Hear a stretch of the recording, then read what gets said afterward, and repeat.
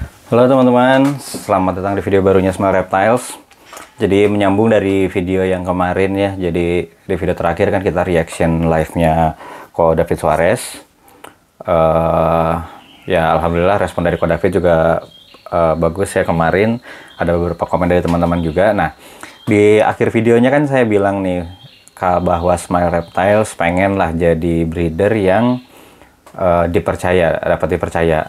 Karena apa? Karena ingat dulu waktu tiap mau main BP itu sarannya pasti belilah dari breeder yang terpercaya.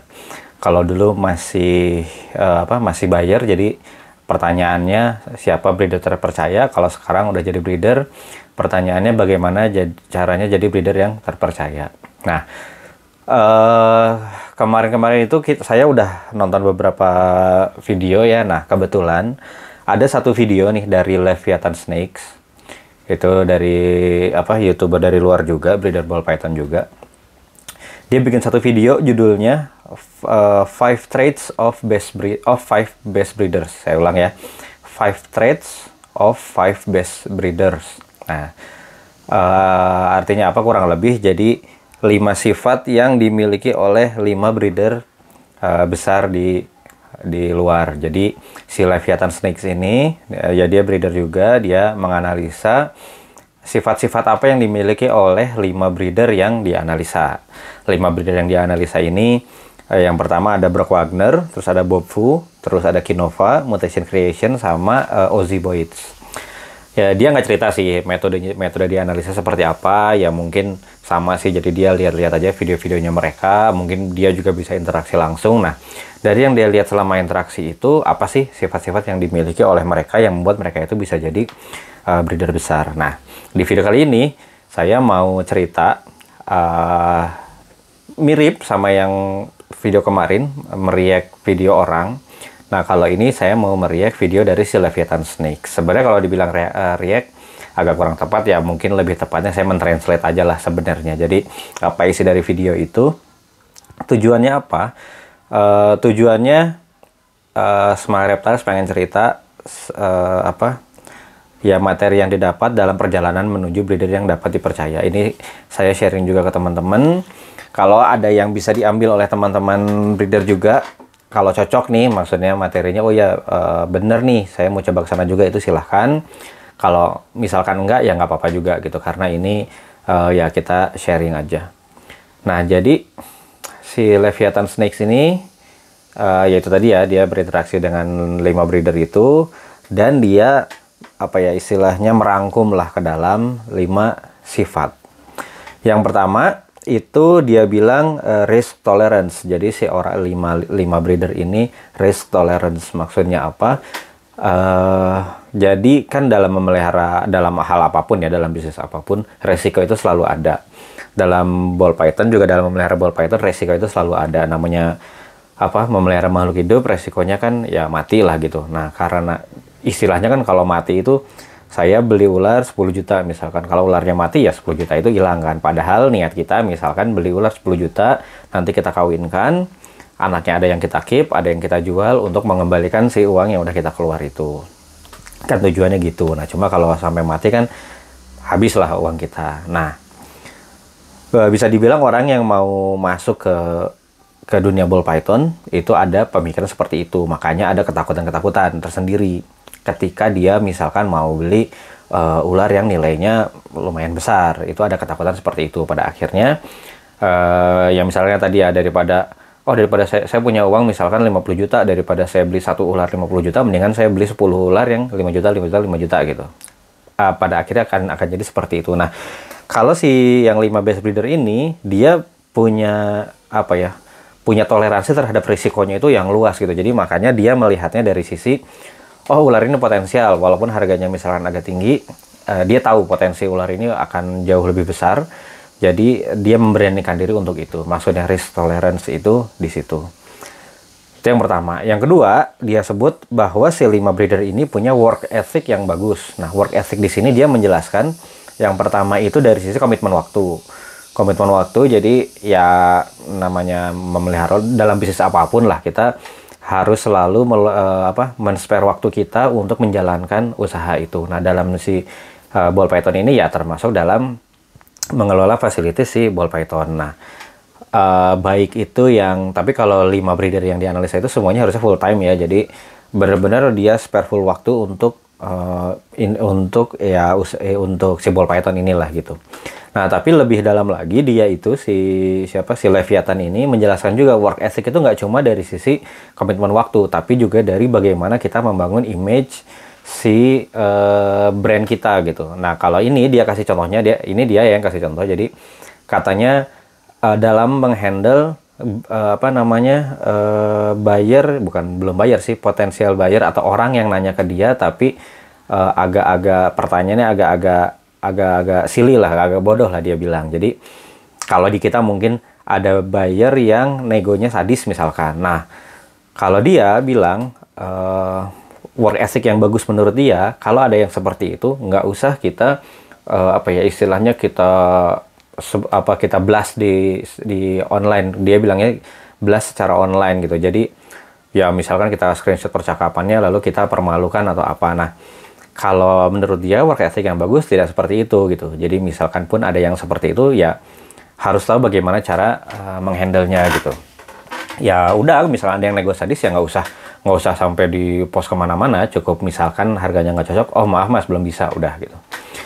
Itu menurut si Leviathan itu ya. Jadi dia memberi contohnya spesifik tentang bagaimana menghandle customer yang seperti itu. Contohnya dia kasih contohnya seperti itu. Tapi lebih lanjut kita diskusi tentang work ethic belakangan, saya sebut dulu aja ya. Jadi 5 poin yang dia bilang itu. Yang ketiga ada namanya love for learning. Jadi si best breeder ini selalu punya keinginan untuk learning lebih banyak lagi, untuk belajar lebih banyak lagi, baik itu dari sisi ball pythonnya ataupun dari sisi non ball pythonnya gitu. Kalau dari sisi ball pythonnya ya dia terus belajar interaksi antar morph itu seperti apa, terus kombinasi morph yang bagus itu seperti apa. Itu si Leviathan ini melihat si 5 breeder ini terus menerus seperti itu, walaupun ya misalkan si Justin koleksinya udah sebagus itu pun dia masih terus belajar. Di video terakhir bahkan Justin kan dia menjelaskan tentang gen maze atau extremis gitu. Nah, itu kan gen baru lagi. Jadi seorang Justin pun masih terus belajar gitu untuk mengetahui interaksi morph itu seperti apa. Dan itu si Justin juga belajarnya dia mengundang orang yang udah main si morph itu duluan gitu kan. Nah, jadi kalau kita mau arahnya ke sana ya kita juga harus mau keinginan untuk belajar itu. Kalau itu dari sisi ball python. Kalau dari sisi non ball pythonnya, si Leviathan sendiri menjelaskan bahwa si breeder ini juga mau untuk belajar hal-hal yang di luar ball python ya, misalkan dari sisi pembuatan videonya seperti apa, lalu ya pengambilan gambarnya seperti apa, terus cara berbicara mungkin ya, terus cara presentasi dan sebagainya. Itu dia melihat setiap breeder itu terus berkembang gitu ya. Bisa kalau kita mau lihat buktinya, kita lihat aja video-videonya Justin awal-awal dulu sama video Justin sekarang, itu sangat jauh berbeda, sangat jauh lebih menarik yang sekarang. Itu yang ketiga. Jadi saya ulang dulu ya. Yang pertama di risk tolerance, yang kedua work ethic, yang ketiga love for learning. Nah, yang keempat itu intrinsic motivation. Artinya adalah motivasi dari dalam diri. Jadi dalam memelihara ball python itu terlihat sekali si 5 breeder besar ini memang punya motivasi lebih yang itu munculnya itu dari dalam diri dia. Si Leviathan Snakes di videonya bilang lawannya intrinsik itu kan ada extrinsic motivation, itu motivasi dari luar. Contohnya adalah motivasi karena uang. Jadi orang masuk ke ball python, pengen melihara ball python karena harapannya pengen dapat keuntungan dari situ. Itu nggak salah, tapi kalau misalkan itu yang dijadikan motivasi utama dalam memelihara ball python, itu pasti akan rawan lah istilahnya. Ya misalkan kayak kondisi sekarang aja. Kondisi sekarang ketika yang namanya jualan ball python itu tidak semudah dulu, itu sehingga ya untuk mendapatkan keuntungan itu agak sulit. Itu pasti breeder akan mulai mundur teratur. Nah, itu berarti terbukti memang motivasi dia itu bukan dari dalam. Leviathan ini nggak ngomong itu hal yang salah, enggak. Tapi maksudnya kalau kita pengen ada di posisi breeder yang terpercaya itu, seharusnya kita punya motivasi dari dalam, yaitu ya bisa dari kita memang suka ball pythonnya, kita memang suka combo-kombonya, kita memang suka mengkreasikan hal baru dari ball python. Nah, kalau hal-hal seperti itu yang menjadi dasar kita dalam memelihara ball python, itu insya Allah akan lebih long lasting lah kita dalam memelihara ball python. Lalu yang kelima ini adalah setiap si breeder-breedernya itu punya intuition tentang morph apa nih yang harus kita kembangkan yang nantinya akan bagus gitu. Nah, memang kalau yang seperti ini kadang kita berpikir, itu mah ya memang si Justinnya jago aja, memang si Brock Wagnernya jago aja. Kalau saya mah nggak bisa seperti itu gitu. Nah, si Leviathan itu menjelaskan di video itu, dia membedakan antara knowledge, insting, dan intuition itu. Kalau knowledge itu adalah fakta-fakta dalam memelihara ball python ya. Misalkan ball python aktif di malam hari, ball python makannya red misalkan, ball python perlu suhu di sekitar 28-30 misalkan gitu. Nah, itu fakta-fakta yang tidak bisa terbantahkan. Lalu dia ada lagi yang namanya insting. Nah, yang suka kebalik-balik dari kita itu insting dan intuition tadi. Ketika kita bilang, itu mah ya memang dianya jago gitu. Itu dia memang sudah dianugerahi kemampuan lah oleh Tuhan bisa tahu nih morph ini bakal bagus. Nah, itu sebenarnya namanya bukan intuition, itu namanya insting. Insting itu adalah sesuatu yang anugerah dari Tuhan lah. Nah, si Leviathan ini nggak ngasih contoh untuk breedernya ya dalam hal insting itu apa, tapi dia kasih contoh justru dari si ball pythonnya. Ball python itu ketika lahir dia nggak ada yang ngajarin gitu. Si breedernya nggak bilang, atau ibunya misalkan nggak cerita ke anaknya, nanti kamu makannya tikus ya, nanti kalau ada tikus masuk kandang kamu makan aja, cara makannya nanti begini-begini, itu kan enggak. Tapi dia diberi insting oleh yang di atas, cara makan dia seperti itu, dia harus menggigit dan melilit, itu nggak ada yang ngajarin. Itu benar-benar udah dianugerahi oleh Tuhan. Nah, itu yang namanya insting. Kalau intuition itu apa ya? Ya, insting mirip juga ya. Jadi kan kita memperkirakan gitu. Kalau dalam hal morph ke depannya yang bagus apa. Insting dan intuition itu sama, memperkirakan juga ke depannya morph itu apa. Tapi intuition itu perkiraannya kita itu berdasarkan informasi-informasi, pengalaman-pengalaman kita sebelumnya yang udah kita pelajari, yang udah kita hadapi.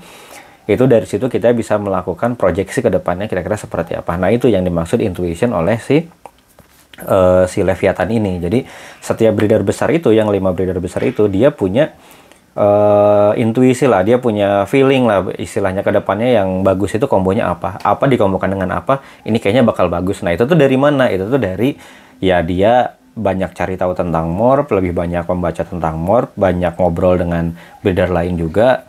Jadi istilahnya apa ya, dengan pengalaman dan pengetahuan yang dia punya selama ini, jadi dia lebih tahu lah, misalkan gen spesial itu pengaruhnya kalau dikombo ke clown itu apa.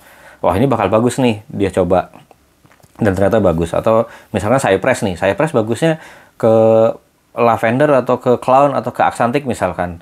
Nah, dia bisa memperkirakan berdasarkan mungkin dia bisa pakai perbandingan, di aksantik itu misalkan yang bagus adalah gen terang. Nah, cypress masuknya gen gelap atau terang. Mungkin informasi-informasi seperti itu ya. Kalau saya kasih contoh mungkin masih yang dangkal-dangkal aja ya. Mungkin kalau breeder besar itu lebih mendalam lah istilahnya ininya pengetahuannya di dunia ball python atau juga di interaksi antar morph itu. Nah, jadi 5 hal itu yang di notes oleh si Leviathan yang dimiliki oleh si breeder-breeder besar itu. Yang pertama tadi risk tolerance, yang kedua work ethic, yang ketiga love for learning, yang keempat intrinsic motivation, yang kelima intuition. Nah, kalau saya sendiri kurang tahu ya si Leviathan ini kenapa dia nomor satunya tadi si risk tolerance, kenapa nggak intrinsic motivation dulu atau apa, itu saya kurang tahu juga dia kenapa ininya seperti itu. Nah, cuma kalau saya lihat intinya dari 5 hal ini, kalau kita bisa istilahnya kita peras lagi nih seharinya. Kalau ini kesini arahnya udah interpretasi saya ya terhadap videonya si Leviathan Snakes. Jadi kalau ada kekeliruan itu murni memang dari interpretasi saya. Jadi dari 5 hal tadi itu bisa kita peras bahwa untuk menjadi breeder yang terpercaya itu ada 3 hal dari 5 menjadi 3 gitu. Yang pertama itu koleksinya harus yang outstanding, yang benar-benar kalau orang lain ngelihat itu wah keren nih koleksinya gitu. Yang kedua highly motivated, ya sebenarnya mirip-mirip sama yang intrinsic motivation tadi. Dan yang ketiga itu adalah bagaimana kita memaintain brand kita gitu. Kalau brand misalnya Smile Reptiles gitu, itu seperti apa. Nah, saya lihat intinya dari 5 hal yang disebutkan Leviathan tadi, intinya adalah ketiga hal ini. Yang pertama yang highly motivated dulu ya. Jadi memang dalam memelihara ball python itu kita harus punya motivasi yang murni lah sebenarnya gitu. Jadi ya banyak juga mungkin yang bilang ya, udah ball python mah hobi dulu aja, kalau dapat cuan ya bonus. Sebenarnya intinya itu gitu. Nah memang mudah untuk diucapkan, tapi kan kadang susah gitu ya dijalankannya. Kadang kita bilang gitu, oh yang penting hobi dulu, yang penting hobi dulu. Tapi tetap aja ketika kita ngomongin ball python, yang dicari apa ya, wah memang harganya sekarang berapa gitu kan, wah memang kalau saya bikin ini nanti harganya berapa, arahnya udah ke sana. Jadi memang itu agak sulit juga ya, itu caranya gimana. Intinya ya kita harus jujur aja gitu. Memang dalam ball python ini ya apa, kita apa istilahnya, tulang punggungnya kita dalam memelihara ball python ya memang kesukaan kita terhadap ball python gitu. Kesukaan ball python itu kesukaannya sendiri ya bisa macam-macam. Bisa karena memang saya suka karena ukurannya bagus, atau karena visualnya bagus, atau karena apa. Tapi itu yang harus dicari gitu. Atau misalnya kita harus lebih jujur lagi, di ball python saya sukanya aksantik misalkan. Walaupun orang lain lagi rame-rame misalkan ke DG Clown, saya di aksantik aja karena memang saya sukanya aksantik. DG Clown bagus. Suatu saat saya pengen punya, nanti aja paling saya beli aja gitu. Untuk biar punya aja karena memang bagus. Tapi saya sukanya aksantik nih, saya ingin ngulik nih interaksi antar morph di gen aksantik. Itu mungkin akan membuat lebih long lasting kita di ball python. Jadi kita memang harus jujur nih, kita di ball python ini beneran emang suka si ball pythonnya, atau memang kita sebatas ada faktor eksternal ya, misalkan kita cuma pengen cari cuan aja atau gimana gitu. Nah itu yang pertama, jadi motivasi dari dalam diri dulu kita. Yang kedua, itu outstanding collection. Jadi koleksi kita, morph kita itu mau nggak mau memang harus bagus gitu. Sekarang yang bikin kayak yang disebutin tadi ya, Justin, Ozzy, terus si siapa, Brock Wagner, Bob Fu, Mutation Creation. Kenapa dia jadi terkenal? Ya karena memang koleksinya bagus-bagus gitu. Justin dengan clownnya, terus Mutation Creation itu ya apa yang saya ingat dari dia itu Yellow Belly kompleksnya juga bagus-bagus, walaupun yang lainnya juga dia pasti masuk juga, ke clown ada, ke Pyth ada. Ozzy Boyd dengan dia paling terkenalnya karena Orange Dream-nya. Nah itu mungkin ketika dia bisa tahu, wah ini Orange Dream ini bakal jadi bagus, dia bisa menghasilkan si HIOD itu ya berdasarkan itu juga gitu, berdasarkan intuisi dia, sehingga dia punya koleksi yang outstanding gitu, yang berbeda dari yang lainnya. Dan kalau ngomongin koleksi di sini nggak harus yang mahal-mahal sebenarnya ya. Sebenarnya nggak harus yang mahal-mahal, tapi ya biasanya ular mahal itu kemungkinan besar bagus gitu. Nah, tapi kita juga bisa sesuaikan aja gitu sama ininya gitu, sama budget kita lah. Ngomongin kayak yang risk tolerance tadi, si Leviathan itu bilang risk tolerance itu bukan berarti kita harus berani beli yang ular yang mahal, enggak gitu. Dia sendiri bilang jangan sampai juga kita terlalu all in di tabungan. Cuman misalkan di tabungan ada 100 juta gitu, udah saya yakin ball python kedepannya akan bagus, 100 juta ini kita belanjakan semuanya gitu. Itu juga terlalu konyol, karena dia bilang namanya ball python ya ada kondisi seperti sekarang ini, ketika yang namanya jualan itu tidak semudah kemarin-kemarin. Kalau kita semuanya pakai uang tabungan, seketika kita butuh emergency nih, butuh uang darurat, kan terpaksa kita jual apa yang ada di sini gitu, yang menjadi aset kita gitu. Nah, kalau jualannya seperti itu juga kan kadang malah bisa jadi modal awal kita tidak kembali gitu. Nah, jadi sih ya namanya risk tolerance itu disatukan dengan intuition itu ya. Risk tolerance digabungkan dengan intuition itu benar-benar kita harus pintar-pintar melihat koleksi kita diarahkannya mau kemana gitu. Dan ya misalkan ketika kita ngomong, wah monsoon bagus ya, tapi kalau budgetnya nggak tercapai ya jangan dipaksakan, apalagi sampai misalkan minjem ke bank atau apa. Nah kita memang harus pintar-pintar tahu posisi lah, kita posisinya ada di mana, terus kita mainkan yang sesuai dengan kemampuan kita. Nah jadi mau nggak mau, intinya kita harus koleksi kita harus bagus lah gitu ya, harus benar-benar istilahnya menarik lah buat orang lain. Jadi ketika kita share pun itu orang lain bisa jadi tertarik terhadap kita. Nah yang terakhir itu adalah ke brand image kita. Nah kita mau dilihat itu sebagai apa gitu. Kalau tadi si Leviathan ngasih satu contoh, ada bagaimana kita menghandle customer, mau itu customer yang baik atau customer yang menyebalkan lah, bisa dibilang bahasanya seperti itu. Itu seperti apa? Nah, kalau saya pribadi, saya setuju sama yang pendapatnya si Leviathan Snakes itu. Jadi, kalaupun ada orang yang tanya-tanya ke kita, mau semenyebalkan apa itu pertanyaannya, nggak usah kita blast di sosial media atau di online atau disebar-sebar, dipermalukan gitu. Tapi itu ini masing-masing ya, pendapat masing-masing. Kenapa saya setuju seperti itu? Yang pertama, jadi kalau menghadapi yang seperti itu cukup dibilang, sorry mas, harganya belum masuk, udah gitu, cukup gitu. Kenapa? Karena pertama ya, yang paling mudah ya, bisa jadi sebenarnya dia memang lagi pengen beli BP, tapi dia lagi serba bingung, dia serba takut, justru harus diyakinkan dengan kita sering ngobrol. Mungkin dia dana sebenarnya ada gitu, tapi siapa tahu gitu, iseng-iseng siapa tahu dengan nego jahat bisa dapat gitu. Jadi bisa jadi dia juga sebenarnya potensial buyer, atau katakanlah dia memang sebenarnya cuma iseng doang lah, cuma pengen ngerjain doang. Orang yang lain nih itu pada ngeliat, jadi ketika ada yang nge-share seperti itu, buyer yang lain akan berpikir, oh si breeder ini seperti itu ya, kalau saya salah nanya dikit dipermalukan seperti ini ya gitu. Dipermalukan seperti ini ya gitu. Nah itu jangan, yang ada yang lainnya pun akan berpikir seperti itu gitu, akan berpikir bahwa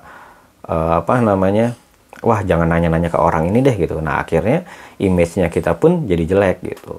Karena yang saya rasakan ya, yang namanya di ball python itu, orang-orangnya itu nggak mau berkonflik sebenarnya kalau yang saya lihat ya. Jadi dia tuh nggak suka sama yang namanya begitu-begitu, yang namanya keributan sebenarnya nggak suka. Jadi kalau ada yang breeder-breeder yang seperti itu, mungkin dia akan menghindari. Nah itu yang harus kita hati-hati gitu. Memang lah saya ngerasain juga lah yang namanya breeder menyebalkan itu banyak. Ada aja yang udah tahu harga ball python itu gimana gitu aja, ada yang nanyanya ya seperti itulah, teman-teman juga pasti tahu lah. Nah cuma sebisa mungkin saya tidak seperti itu, tidak yang wah kita screenshot, kita sebarin ke publik luas gitu ya. Ya kalau saya cerita ke beberapa breeder yang dekat, itu adalah misal kita sering cerita, wah kemarin ada pembeli yang seperti ini, tapi ya udah gitu, itu cuma konsumsi di lingkup kecil aja, dan itu juga cuman sebatas cerita aja lah. Nah kalau sampai yang diblas ke halayak ramai ya, itu sih mohon hati-hati aja kita sebagai para breeder juga, karena itu tadi kita menyangkut ke image kita yang mau diinginkan itu seperti apa. Terus juga misalkan kita jualan ya, kita harus jujur juga kondisi ularnya seperti apa. Itu masuk juga ke bagaimana kita mau memaintain si image kita. Jangan sampai kita bilang ularnya sehat, ularnya bagus, kondisinya bagus, ternyata aslinya sebenarnya kondisinya kurus, nggak mau makan gitu misalkan. Mungkin di transaksi itu kita tetap dapat duit, tapi kan kedepannya tidak akan panjang. Terus ya mau nggak mau juga untuk bisa brand kita dikenal ya kita harus mempromot brand kita gitu. Ya paling gampangnya ya kayak yang tadi disebutkan aja, 5 breeder besar aja, Justin, Bob Fu, Brock Wagner, Mutation Creation, Ozzy Boyds, atau di Indonesia ada DSR, ada juga BP Hub, DTR, Sean, dan Royal Empire. Mereka yang udah ada di posisi atas pun mereka masih mempromosikan mereka gitu. Mereka bikin konten YouTube, di Instagram, di Facebook, di mananya pun mereka tetap istilahnya mempromosikan ular-ular mereka gitu. Nah jadi mau nggak mau ya kita harus seperti itu gitu. Kita jangan cuma mengandalkan misalkan post di lapak satu aja udah berharap laku gitu. Nah untuk kondisi sekarang itu sangat sulit, apalagi ya kalau saya lihat lapak satwa sendiri pun yang dilihat sekarang kebanyakan yang di fitur lelangnya aja sebenarnya ya. Jadi untuk yang fitur penjualannya kadang suka di skip. Jadi kita harus cari cara lain nih, gimana caranya kita mempromosikan, kita memperkenalkan brand kita. Gimana saya memperkenalkan Smart Reptiles. Ya sebenarnya salah satu caranya ya seperti ini gitu. Saya bikin YouTube walaupun dengan kondisi seadanya, yang penting saya bikin dulu. Nah kedepannya lanjut yang tadi itu love for learning tadi. Jadi kalau udah seperti ini ya mau nggak mau saya juga harus belajar gimana cara nanti bikin video yang bagus, editing video yang bagus, pengambilan angle yang bagus. Terus nanti biar morp-morpnya juga saya harus belajar lagi, interaksinya seperti apa, jadi arah projectnya di kemana, itu tetap harus terus belajar juga ke sana. Oke, jadi kurang lebih itu yang saya dapat dari saya nonton video dari Leviathan Snakes ya. Judulnya 5 Traits of 5 Best Breeders of Ball Python. Nah, nanti link video si Leviathannya itu saya simpan di deskripsi. Buat teman-teman yang mau nonton, bisa klik aja link itu. Silahkan dilihat benar nggak apa yang saya ceritakan, apa yang saya persepsikan, apakah benar seperti itu.